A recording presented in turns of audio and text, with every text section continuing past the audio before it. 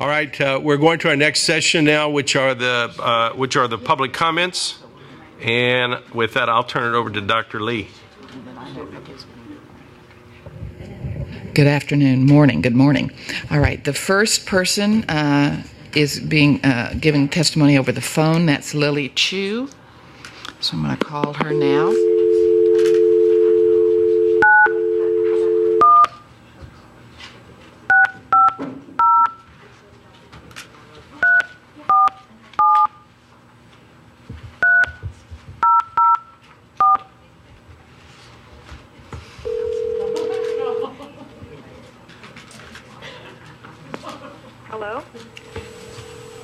Hello? Dr. Chu? Yes. Okay. Are you ready for your public comment? Yes. Okay, you have 5 minutes. Thank you. Okay. Thank you, Dr. Lee. My name is Dr. Lily Chu. Along with personal experience with this illness, I have a background in internal medicine and health services research. This is a summary of my written statement. I have categorized my comments by organization. Organization number 1, DHHS. I have 4 concerns. 1, please post CFSAC materials online in a timely manner. For the June meeting, it took over a month for the videocast and over 3 months for the recommendations to be posted.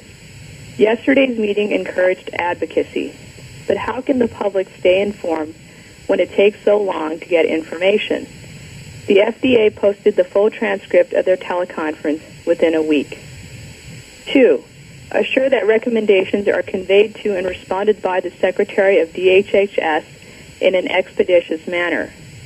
For every meeting over the last 9 years, patients have faithfully submitted testimony, and CFSAC members have made appropriate recommendations.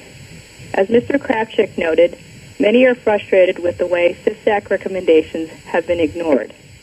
I hope Secretary Sebelius' office is not the new Bermuda Triangle of the Beltway.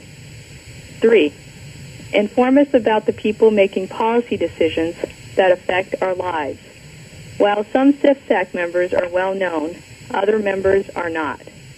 Certainly the field could benefit from new ideas, but it would be helpful to know what background and interests members have. Some advisory committees have biographies of their members on their website. 4, allow input from international scientists and clinicians. During the June 2012 meeting, a Norwegian scientist tried to testify about a potential new treatment, rituximab, but was blocked from doing so for unclear reasons. CFSAC has invited speakers from other countries in prior years and should remain open to accepting input from non-U.S. experts. Organization number 2, CDC. I have 3 concerns. 1, assure adequate representation of minority and lower socioeconomic groups in the case definition project. People from these groups may be at higher risk and suffer greater disability from ME/CFS. Yet over 90% of past research subjects have been Caucasian. Specialty clinics in this project likely attract more educated and wealthier patients than your average ME/CFS patient. Thus, any definition generated might be distorted.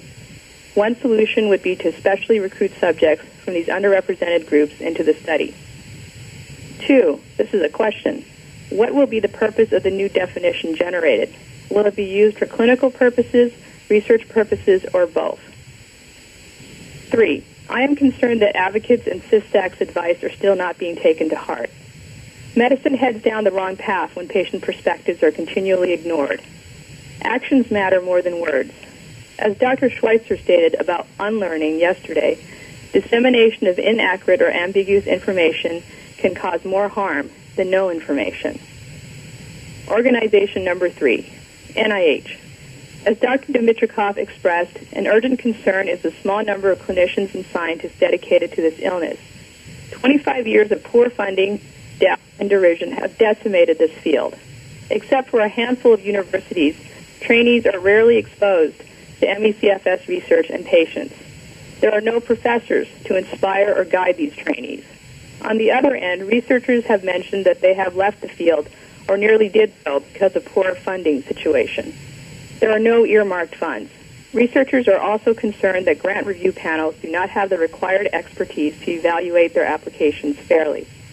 Repeatedly stating that a low number of grant applications accounts for the small amount of money allocated doesn't solve problems.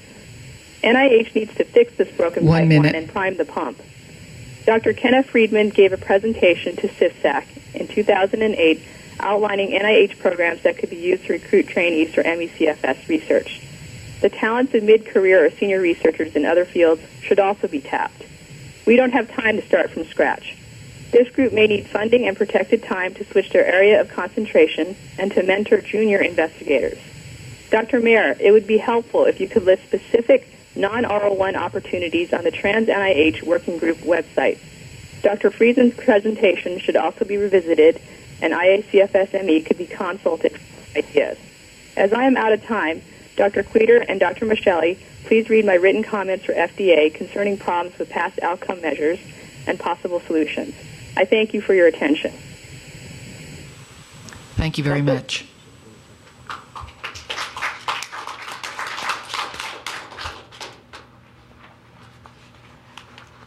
The next person giving public comment is Martina Nicholson.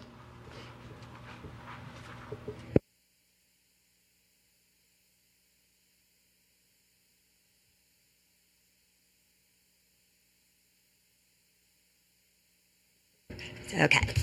So basically, thank you for having me. I'm providing testimony today to remind you what MECFS does to most people.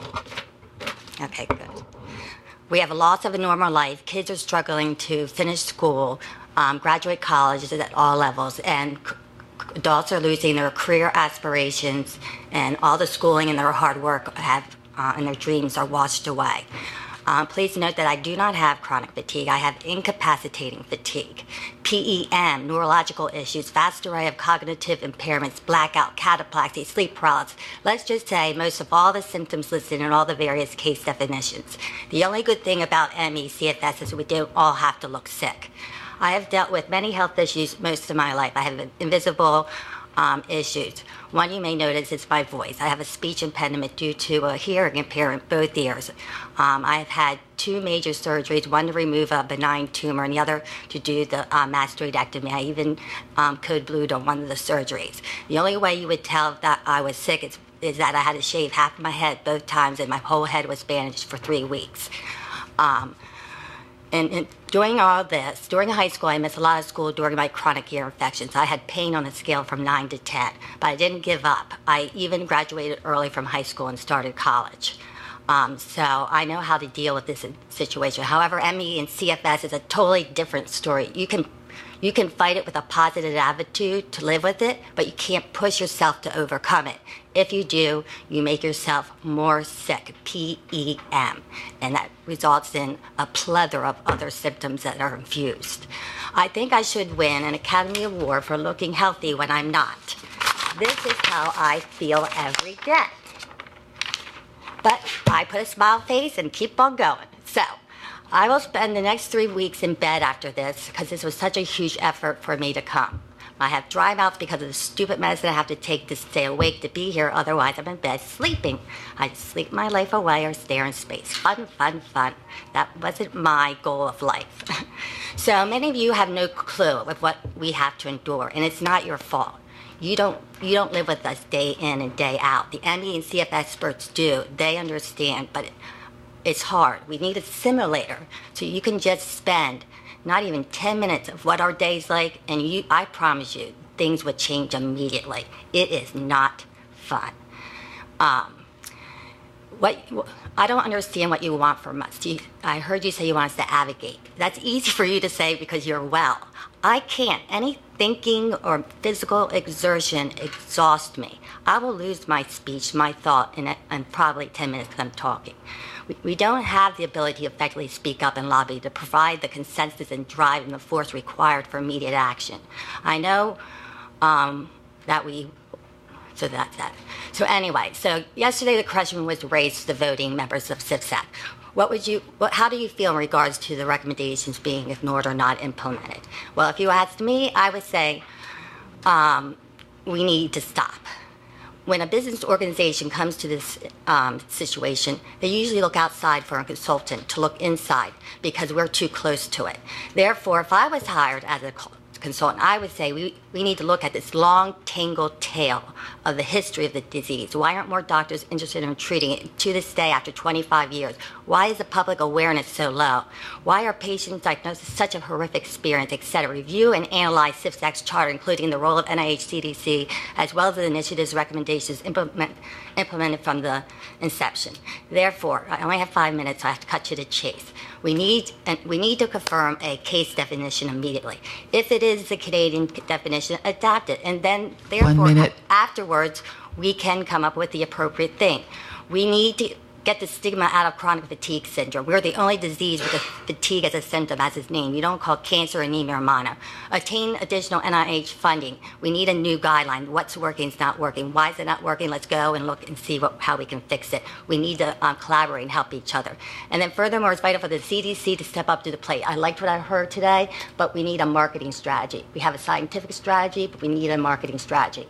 If that wasn't done, that was my expertise. I've been in pharmaceutical marketing for 25 years before I was fired because I was sick. That's all you need, and you'll be on target. So basically, at the end, I thank you for your time. I hope you look into considerations and really listen to the MECFX. I want my life back. I want these people who've been suffering for 25 years to end. It's a horrible situation, especially think of the children. They're losing a pivotal part of their life, and that's the big where they grow and can experiment, and they don't have that chance. Thank you. Thank you.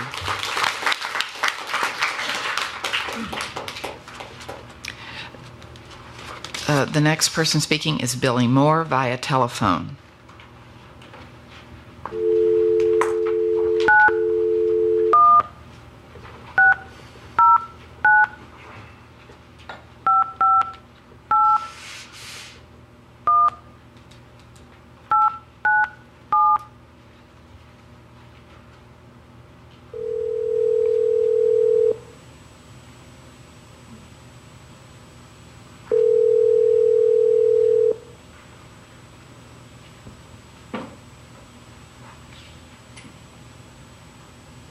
Billy Moore.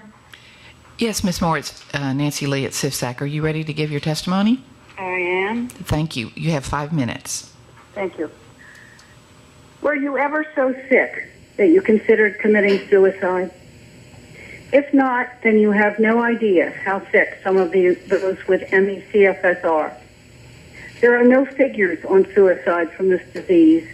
Causes of death would simply be suicide.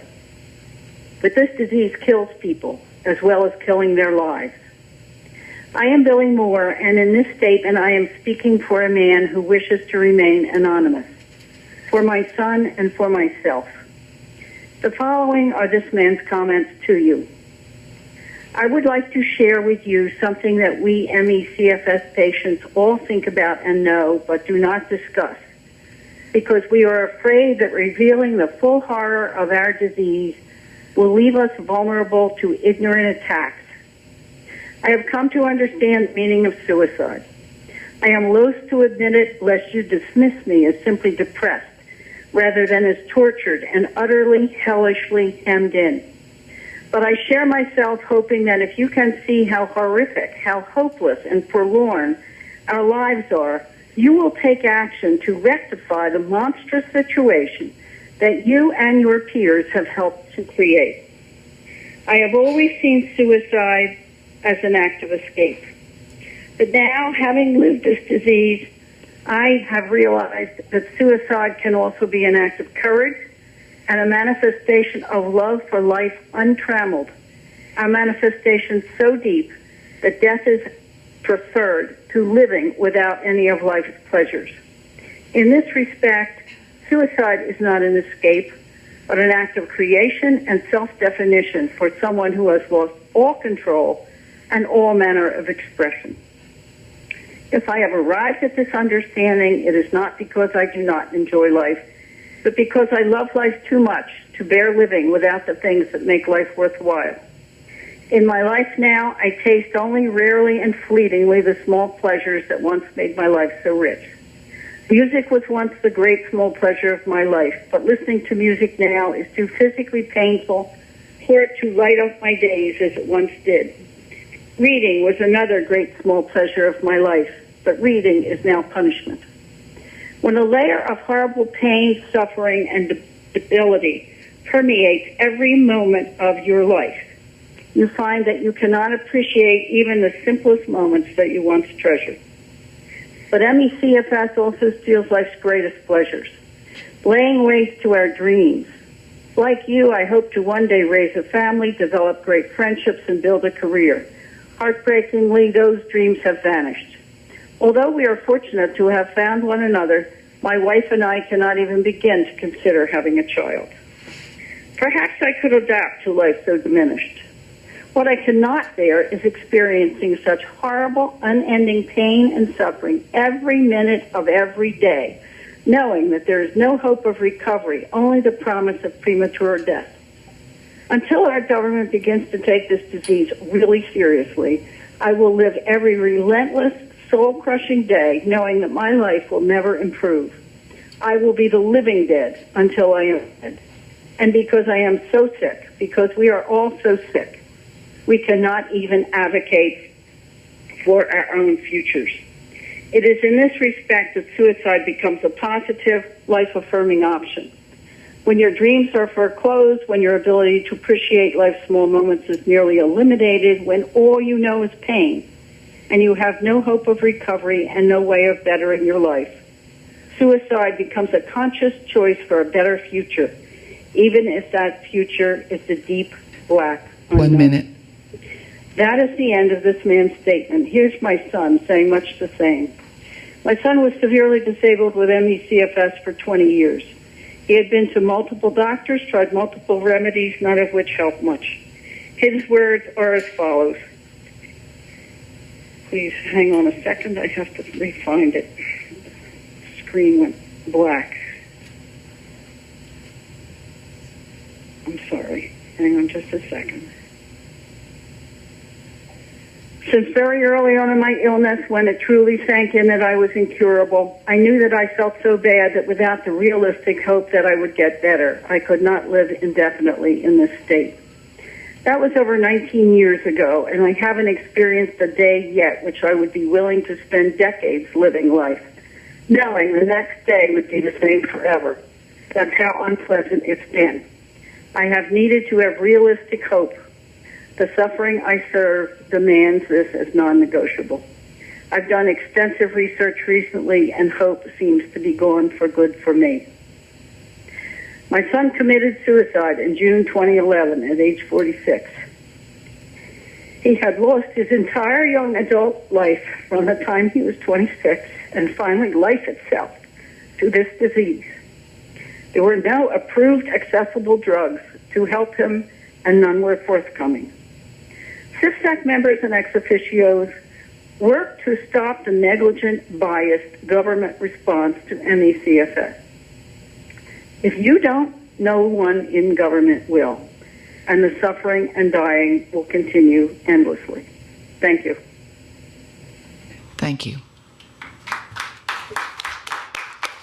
I'm going to take chair's prerogative for a moment. The issue related to suicide and MECSF is not, I think all of us know it's not a trivial one, but the discussion of suicide, particularly in a public forum like this, I think needs some level of comment because there's a spectrum here. There's a spectrum from the hopelessness that would drive someone to consider that to the efforts that are being made. Dr.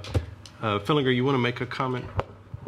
I was just listening and hearing the sadness, and so much is available now that wasn't, and we are encouraged by that. And this group has takes these things very seriously. I know each of us is working very hard in our different ways, much of it in our discretionary time, after hours, anytime we can. We're meeting together, we're talking together, we're working the system as best we can to move this illness into into common terminology so that most providers know what to do.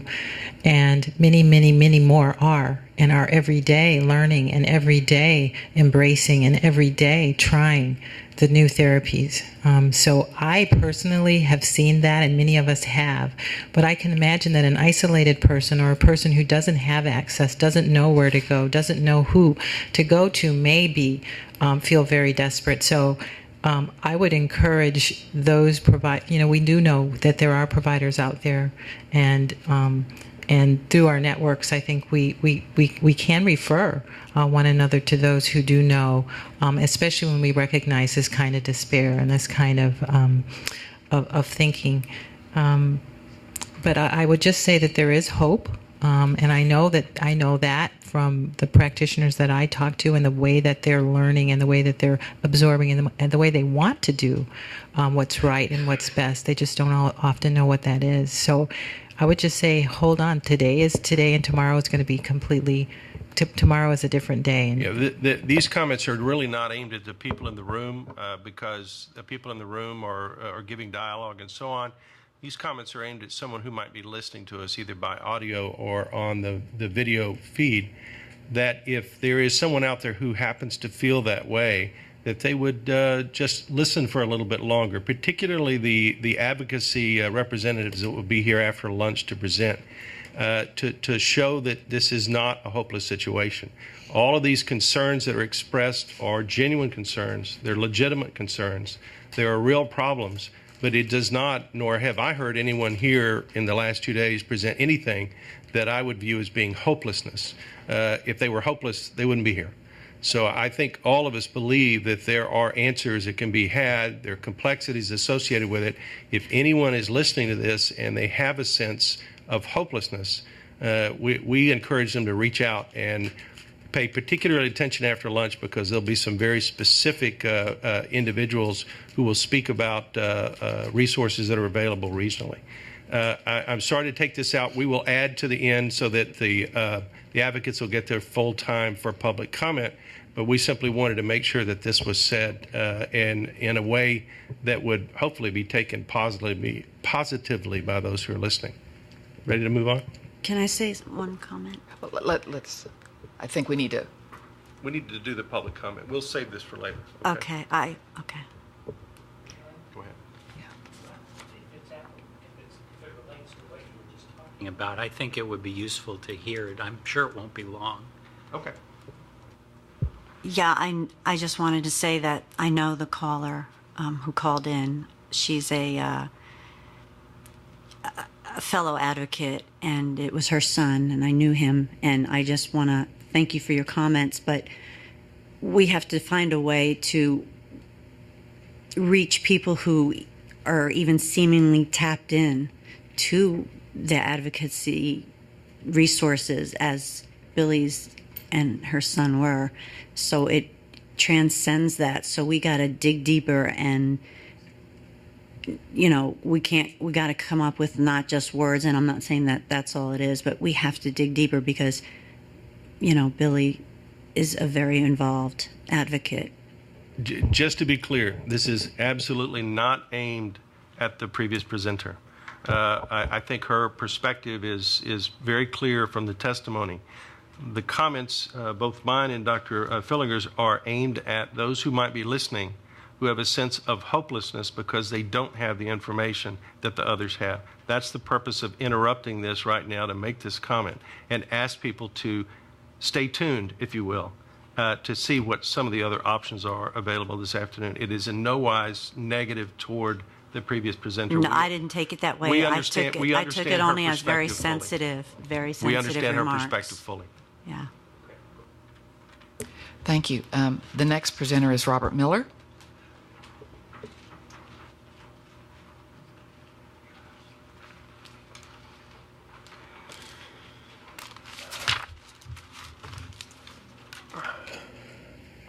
So that was tough to listen to as a patient. And whether you burn my time for my testimony or not, I don't care.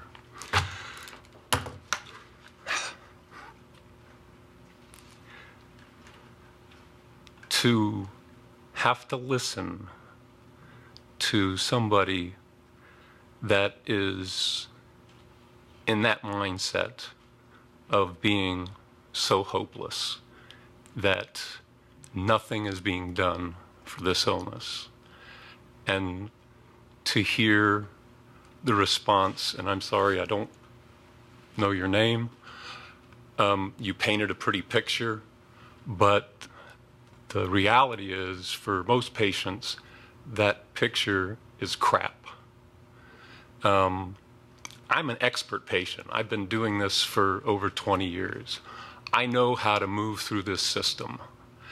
And I have seen other patients, and I've tried to help other patients. There is not this, grand area for the patients to go to and get help. And I will say it online here. My email address is bobmiller42@msn.com. Anybody listening to this who feels that disparity can certainly contact me directly. Now, I would like to give my testimony.